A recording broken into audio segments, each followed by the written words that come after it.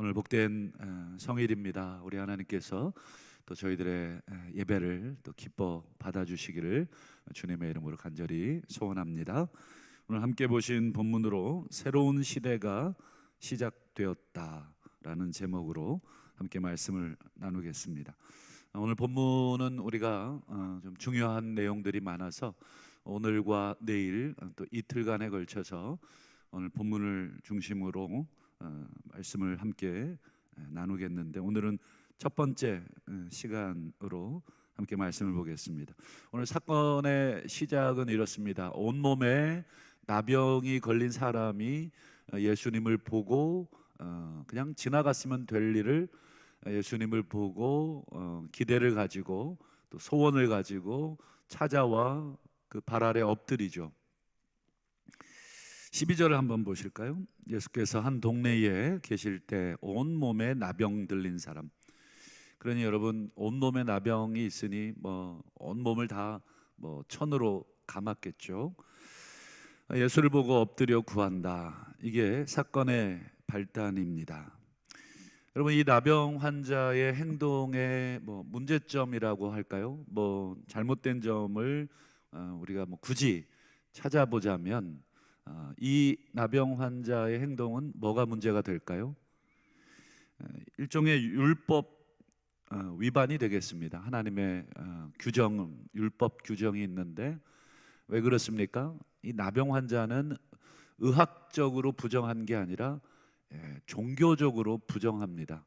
그래서 이 종교적 부정한 상태에 있는 사람은 어떻게 해야 되는가?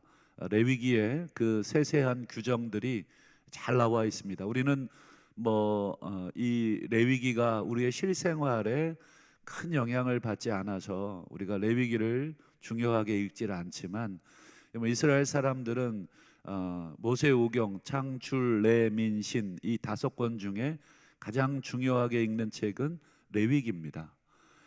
왜냐하면 이것 자신들의 목숨하고 연결된, 마치 우리로 얘기하면 법을 우리가 몰랐을 때 어떻게 되는가, 법을 몰라도 어기게 되면 벌금을 받는다든지 재판을 받는다든지 또 이 감옥에 간다든지 우리의 실생활과 연결되기 때문에 우리 대부분은 선량하게 살아서 법을 잘 몰라도 그냥 양심껏 살면 되지만 이스라엘 백성들은 이 율법의 규정이 자신들의 삶을 규정하고 또 공동체에서의 삶을 규정하기 때문에 굉장히 중요합니다.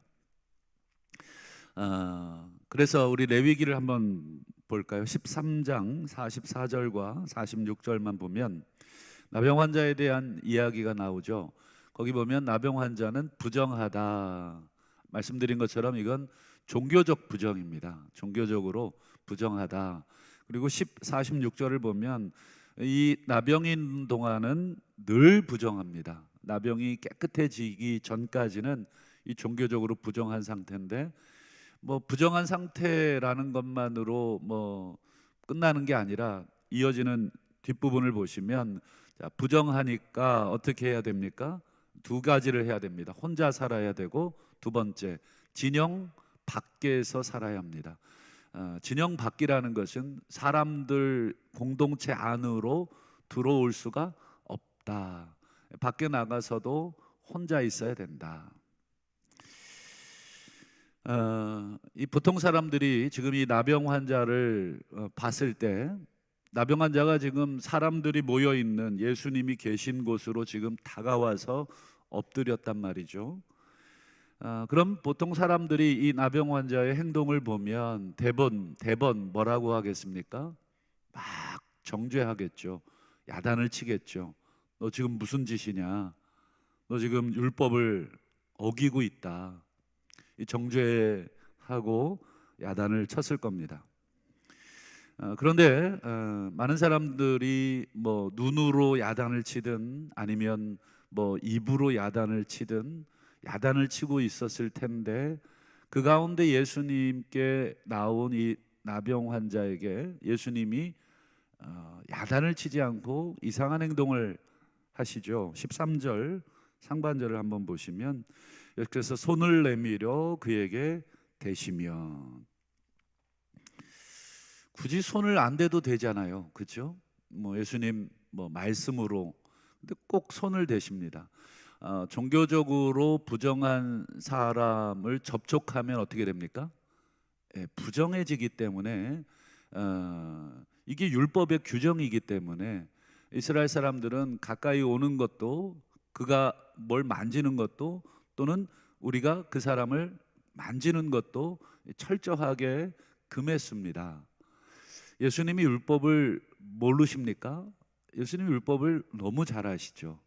그런데 왜 율법의 규정에 어긋난 행동을 허락하시기도 하고 그리고 직접 손을 대시면서 스스로 이 율법 규정을 어기시는가? 말씀드린 것처럼 율법 규정에 의하면 부정한 사람이 접촉한 것 또는 부정한 사람을 접촉한 사람은 다 부정해집니다. 물론 한시적인 부정이죠. 저녁까지. 그리고 또 몸을 다시 씻어야 정결하게 되는 그런 규정들을 예수님이 어기고 있는 것입니다. 부정한 나병 환자를 예수님이 만졌으니까 그럼 율법의 규정에 의하면 예수님은 어떻게 됩니까? 그렇죠. 예수님은 당연히 부정해지셔야 됩니다. 그게 율법의 규정이기 때문에. 그래서 모두가 다 부정해지지 않기 위해서 이 부정한 사람과의 접촉을 꺼린 것이지 그들이 어떤 특별한 사회적 무리를 일으키는 어떤 범죄자이기 때문이 아닙니다. 종교적으로 그저 율법에 저촉이 되지 않기 위해서 전부 다 꺼린 것입니다. 예수님은 그와 반대되는 행동을 했기 때문에 이제 예수님은 율법에 의해서 부정해지셔야 되는데, 그런데 오늘 본문이 보여주는 것은 정반대의 현상, 예수님이 부정해지는 것이 아니라 정반대로 나병 환자가 깨끗함을 받는, 정결하게 되는 그런 일을 보여주고 있다. 한번 13절 하반절을 한번 보시죠. 자, 내가 원하노니 깨끗함을 받으라. 여기까지는 누구든지 할 수 있는 말이죠. 저도 할 수 있어요. 깨끗함을 받아라. 문제는 뭐예요? 뒷부분이죠. 내가 그렇게 명령을 했는데 과연 내가 명령한 대로 될 거냐 말 거냐. 예수님은 지금 자신 있게 깨끗함을 받아라. 그리고 뒤에 결과 나병이 곧 나은지라 떠난지라 이렇게 돼 있죠. 눈에 보이도록 나병이 사라진 거죠. 마치 나병은 이 피부 질환이기 때문에 눈에 금방 보이죠. 근데 그게 지금 없어지는 것도 눈에 보인 것이죠. 그러니 예수님이 나병 환자를 손을 대고 그에게 깨끗함을 받으라라고 하는 말은 허풍을 떠신 게 아닙니다.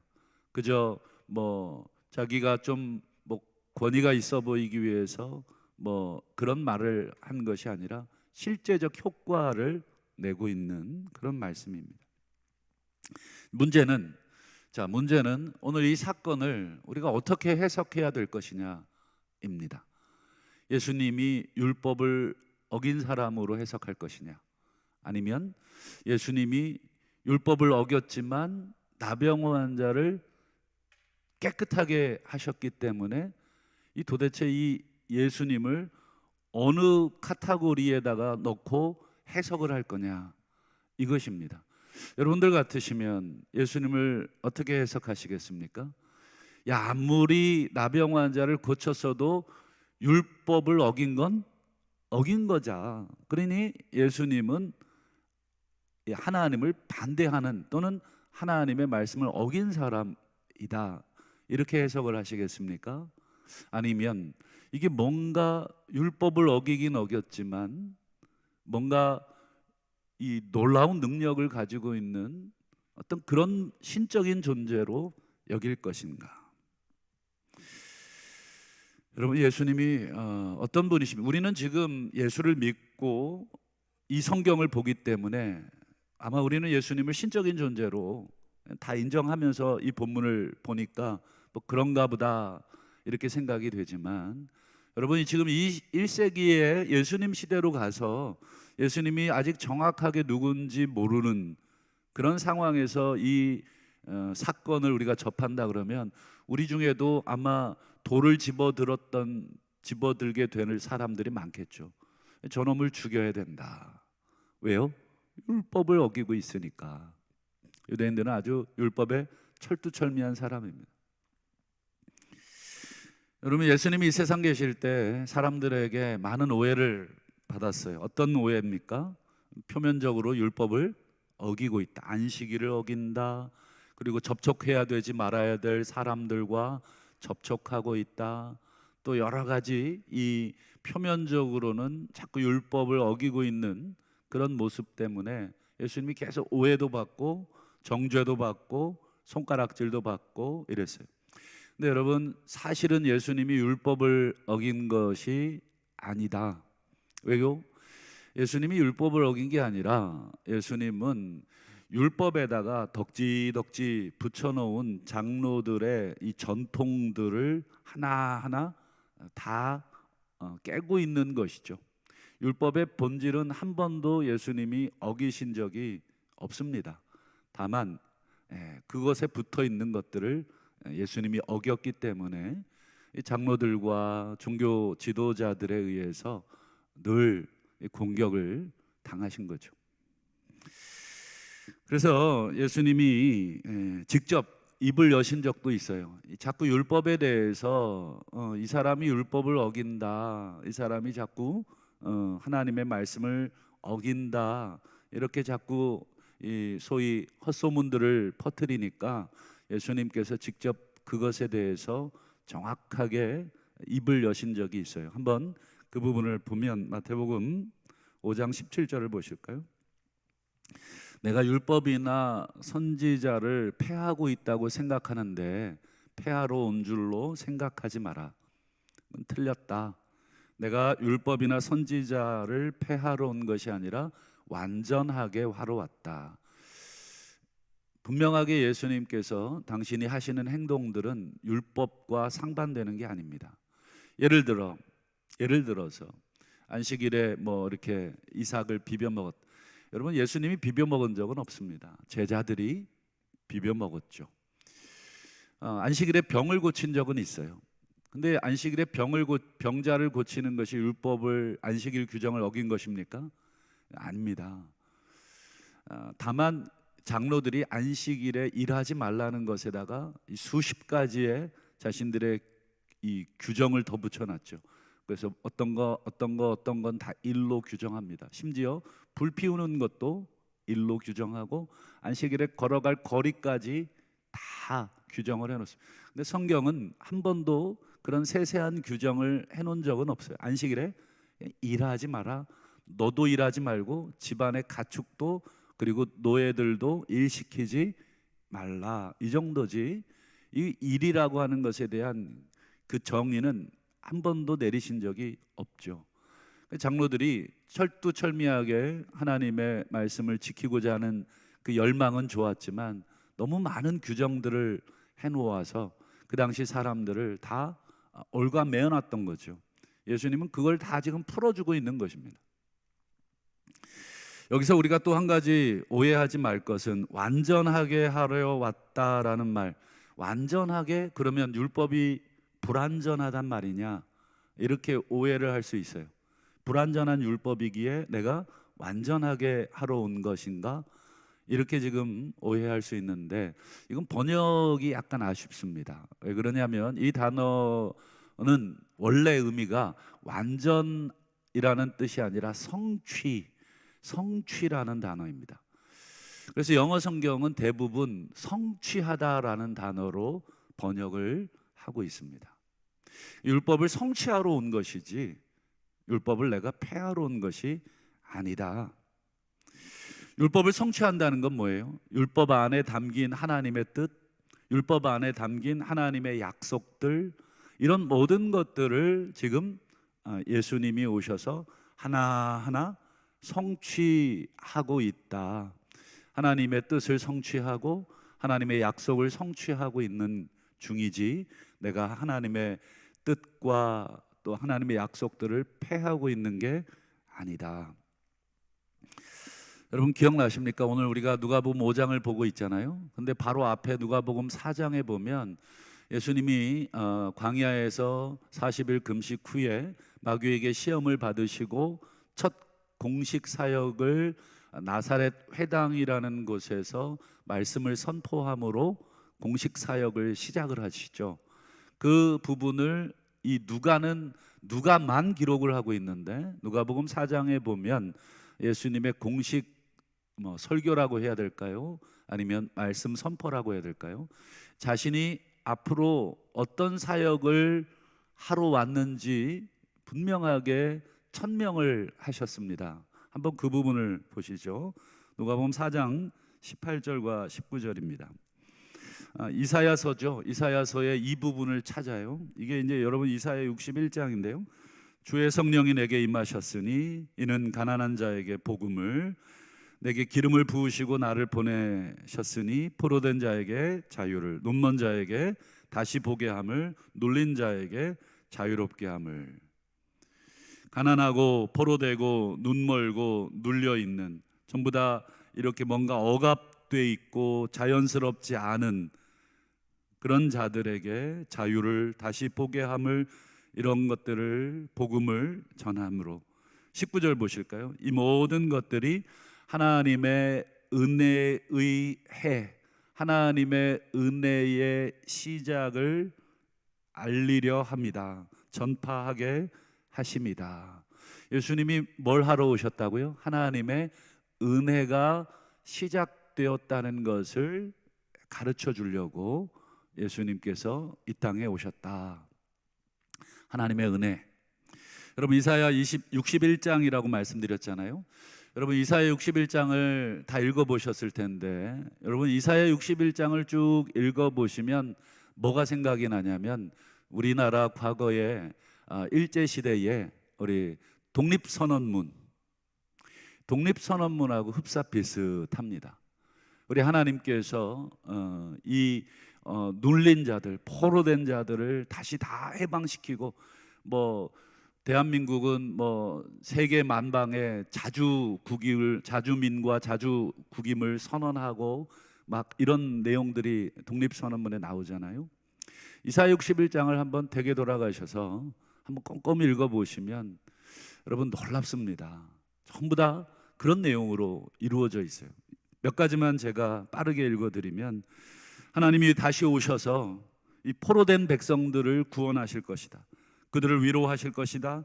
그들에게 화관, 이 꽃 면류관을 씌워줄 것이고, 기쁨의 기름을 부어주시고, 찬송의 옷을 입혀주실 것이다. 무너졌던 곳을 다시 쌓아주실 것이고, 이스라엘 백성들을 다시 여호와의 제사장이 되게 하시고, 그들에게 영원한 기쁨을 주고 그들과 영원한 언약을 맺을 것이다. 이 언약을 맺는다, 새 언약인데, 여러분 누가복음 맨 마지막 가시면 예수님께서 새 언약을 맺는 십자가 장면이 나오죠. 여러분 이사야 61장은 놀라운 내용들, 하나님께서 새로운 시대를 시작하셨다. 눌려있는 모든 백성들을 풀어내시고 새로운 시대를 시작하셨다.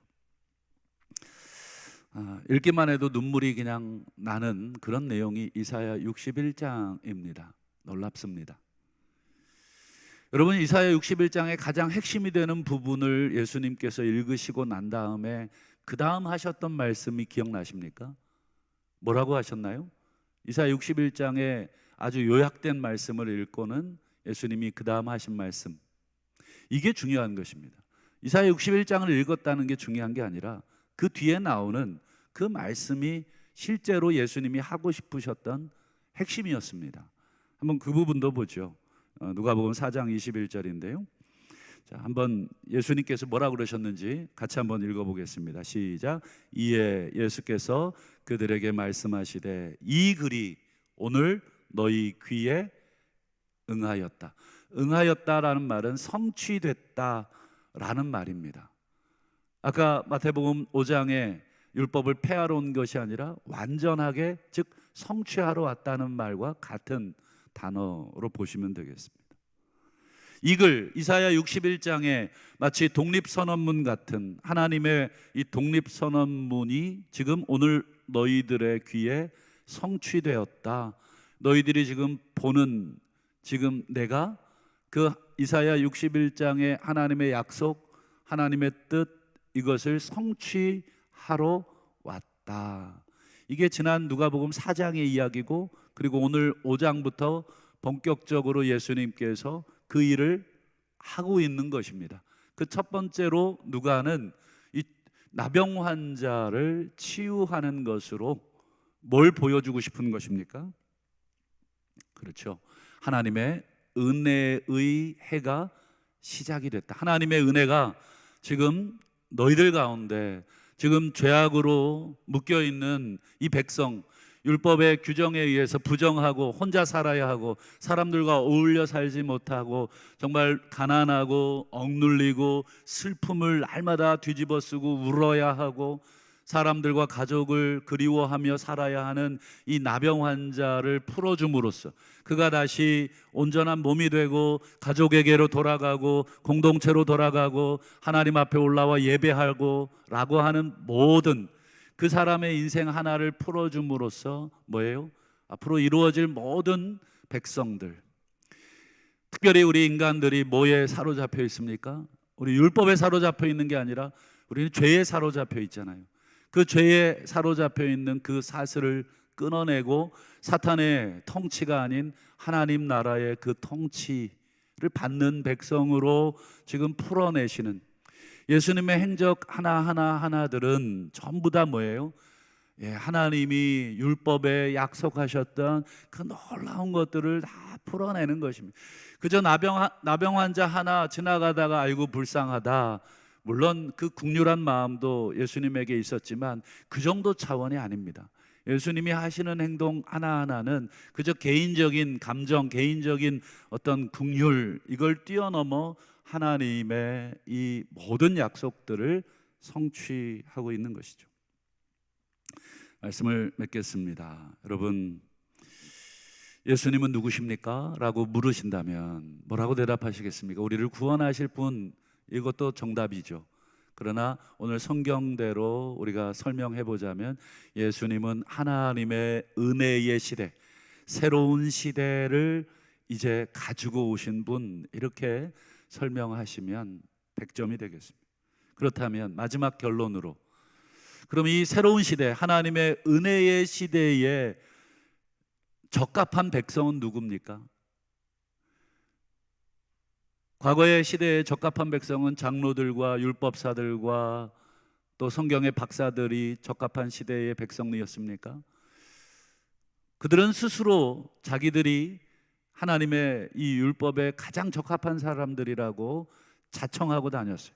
수많은 사람들을 그래서 그걸로 정죄하기도 하고 가르치기도 하고 지도하고, 이 소경이 소경을 인도한다, 예수님의 책망처럼 그들은 계속해서 본인들만이 하나님의 뜻을 알고 있는 사람이라고 착각하면서 본인들만이 아브라함의 후손이라고 그렇게 내세우면서 많은 사람들 위해 군림했었습니다. 여러분, 이 새로운 시대, 하나님의 은혜의 시대에 우리 합당한 백성은 누구입니까? 이 질문이 오늘 우리들에게 왜 필요합니까? 여러분, 이 시대에 적합한 옷을 입지 않으면 여러분, 이 시대에 우리가 들어와 있어도 이 시대의 백성이 되지 못하기 때문에 그렇습니다. 이걸 오늘날로 비유하자면 지금은 우리 대한민국이 윤석열 정부의 시대입니다. 맞죠? 여러분, 윤석열 정부가 내세우는 정책들 싫든 좋든 여러분 우리의 삶에 영향을 미치는데, 나는 윤석열이 싫다고, 나는 윤석열의 정책이 싫다고 그걸 거부하면 어떻게 되겠습니까? 그 백성이 될 수가 없는 것입니다.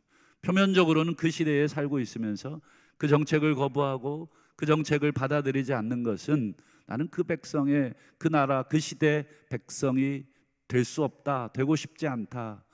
여러분, 하나님의 은혜의 시대가 시작이 되었습니다. 은혜의 시대에 우리가 좋든 싫든 들어가 있는데, 나는 이 하나님의 이 원칙, 하나님이 내세우시는 이 방식이 싫다고 거부하면 어떻게 되겠습니까? 성경에 예수님의 여러 가지 비유들이 가르쳐 주는 대로 쫓아내라. 적당하지 않는 사람, 이 소작농으로 비유한 예수님의 여러 가지 비유들이 그것입니다. 이 하나님의 나라, 하나님의 통치, 하나님이 예수 그리스도를 통해서 새롭게 모든 시스템을 바꾸려고 하는데 그 시스템을 거부하는 자들 다 쫓아내라. 이것이 결론이었습니다. 여러분, 우리는 이 새로운 시대에 합당한 백성이 되기 위해서 우리 누가복음 앞에 3장의 세례 요한이 외쳤던 메시지를 다시 들으셔야 됩니다. 우리 누가복음 3장 8절을 보실까요? 세례 요한이 이 새로운 시대에 세례를 베풀고 있는데 막 바리새인들이 와서 형식적으로 이 새로운 시대의 백성으로서 뭐 이렇게 세례를 받으려고 왔을 때 야단을 칩니다. 누가 임박한 진노를 피하려고 이 세례를 받으라고 너희들에게 말했느냐 라고 하면서 그들에게 뭐라 그랬죠? 회개에 합당한 열매를 맺어야 된다. 이 세례가 중요한 게 아니다. 이 세례 받고 그저 임박한 진노를 나는 피할 수 있어 이렇게 착각해서는 안 된다. 회개의 세례를 받았으면 그 회개에 합당한 삶으로 새로운 시대의 백성됨을 증명해야 된다. 두 번째는 속으로 아브라함이 우리의 조상, 우리가 아브라함의 자손, 뒤집어 말하면 우리는 구원받은 백성이라고 착각하지 마라. 여러분, 이스라엘 사람들, 특별히 종교 지도자들은 자기들이 구원받지 못했다는 생각을 한 번도 해본 적이 없다 하는 것입니다. 여러분, 하나님께서 주실 이 새로운 시대는 누구에게 주어질 시대입니까? 회개에 합당한 열매를 맺는 백성에게 주실 것이고, 또 속으로 나는 아브라함의 자손이다, 아브라함의 후손이다, 나는 구원받았다, 이런 착각에 빠져 있는 사람이 아니라 하나님, 저는 죄인입니다, 저는 눈먼 사람입니다, 하나님, 저는 죄의 포로입니다, 하나님, 저는 억눌린 사람이고 하나님의 도움이 아니고서는 도무지 살아갈 수 없는 그런 사람입니다. 오늘 나병 환자로 빗대어서 표현하자면 주여 원하시면 저를 깨끗하게 하옵소서라고 겸손히 하나님의 은혜를 붙드는 자에게 이 새로운 시대를 허락하실 것입니다. 바라기는 오늘 우리도 늘 하나님 앞에, 하나님, 저는 구원받을 자격이 없고 하나님, 저는 하나님 앞에 내세울 그런 것이 없는 이 나병 환자와 같습니다. 하나님, 오늘도 내게 필요한 은혜를 주시고 오늘도 하나님의 은혜에 힘입어 내가 예배하러 올라오게 하심을 감사합니다. 이 예배하러 올라온 것이 당연한 것이 아니고 하나님 허락하셔서 나에게 은혜를 주셨다는 것을 기억하시고 오늘 복된 성일 우리 하나님께서 오늘 우리를 깨끗하게 하셔서 존전에 올라오게 하시고 예배하게 하신 줄로 믿고 오늘 하루도 기쁨의 예배자 또 감사의 예배자 다 되시기를 주님의 이름으로 축복합니다.